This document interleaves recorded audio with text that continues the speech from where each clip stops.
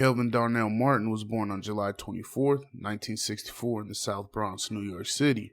His childhood nickname was Lil Shaft.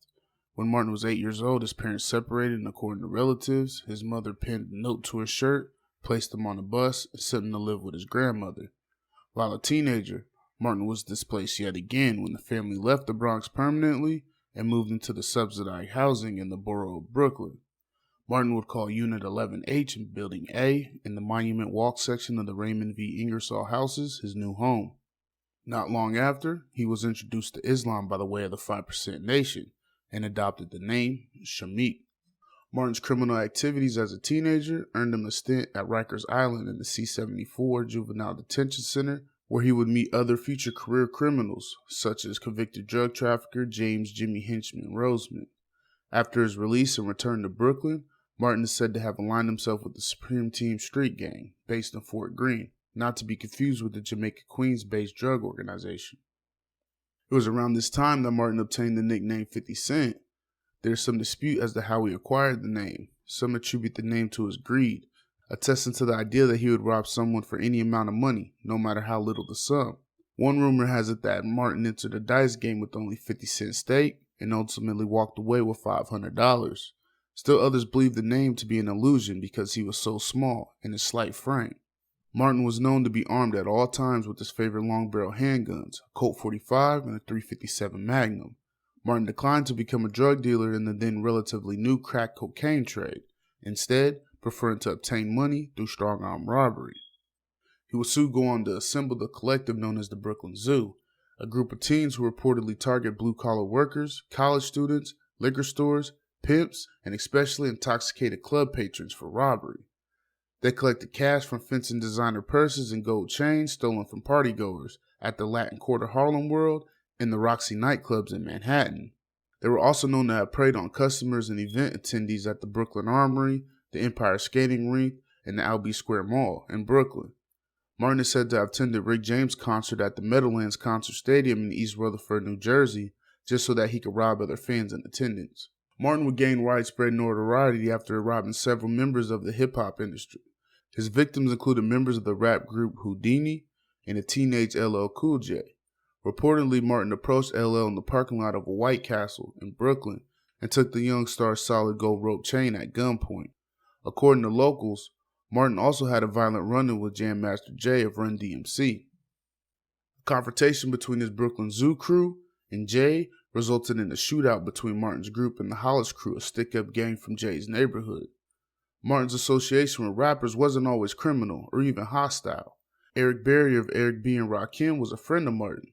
The two developed a friendship in 1986 and became so close that Martin became a member of the Paid in Full posse. Martin was featured in a photo with other members of the Paid in Full posse, alongside the rap duo and other rappers and criminals on the back of Eric B. and Rakim's debut album, Paid in Full. Its title song ironically recounts the lifestyle embraced by Martin that Rakim avoided by pursuing a hip-hop career. Martin's main robbery targets were allegedly drug dealers and their stash houses. His skill set expanded to include kidnapping and extortion as well. Martin would offer protection against robberies, violence, vandalism, and other forms of assault to local store owners and drug dealers. Those who turned down this agreement would find themselves victims of assaults, which were perpetrated by Martin himself. Martin's robbery and extortion proceeds afforded him a place of distinction as the owner of a custom gold-colored Volkswagen Jetta. Martin's penchant for carrying out his assaults without attempting to conceal his identity gained him several enemies. In addition to being stabbed numerous times, it's estimated that Martin was shot at least 24 times in 9 separate incidents. Despite having never been indicted for murder, he is also believed to have at least 30 bodies. Because people were trying to kill him, Martin decided to enlist into the army. Eventually, he was given an honorable discharge and sent back from Georgia to New York to face robbery charges after an NYPD detective came down and arrested him at Fort Benning.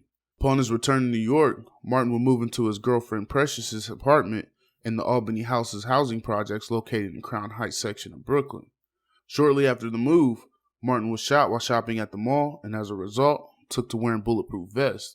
He was shot on October 20th, 1987 on the stairwell of his girlfriend's project building in the Albany Houses and died from hemorrhaging in Kings County Hospital 4 days later. He was 23 years old. Paid in Full was released 3 months earlier on July 7, 1987. A former associate known as Wemo was convicted of first-degree manslaughter and sentenced to a minimum of 8 years in prison for Martin's killing. Wemo maintained that he was coerced into committing the killing by enemies of Martin who kidnapped a close family member and threatened to murder both Wemo and his family if he refused. The then 18-year-old Wemo, a member of Martin's crew, is reported to have come by the 13th floor apartment before leaving with Martin around 10 p.m. 50 apparently felt secure enough with Wemo that he chose not to wear his bulletproof vest.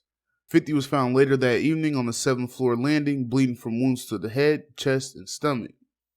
Despite all the considerable wealth that 50 made from his criminal exploits during his life, his family was only given his gold teeth upon his death. According to relatives, his safety deposit box and usual stash spots were found completely empty after his demise. Martin's body was sent from Brooklyn to Staten Island, and he was entered into a mass grave with 4 other people. Initially, Wemo was convicted of murder, but his conviction was overturned when a corroborating witness supported his claim of being coerced into killing Martin. He accepted a manslaughter conviction and was awarded a sentence of time served based on the informant's testimony. During his time on the street, Martin is said to have served as a mentor to Brooklyn gangster Calvin Klein, who was rumored to have inspired some of the lyrics of the then aspiring rapper Jay-Z. After his death, Martin served as an inspiration to Queens, New York native and rap superstar Curtis 50 Cent Jackson, who adopted his moniker in an effort to solidify his street credibility.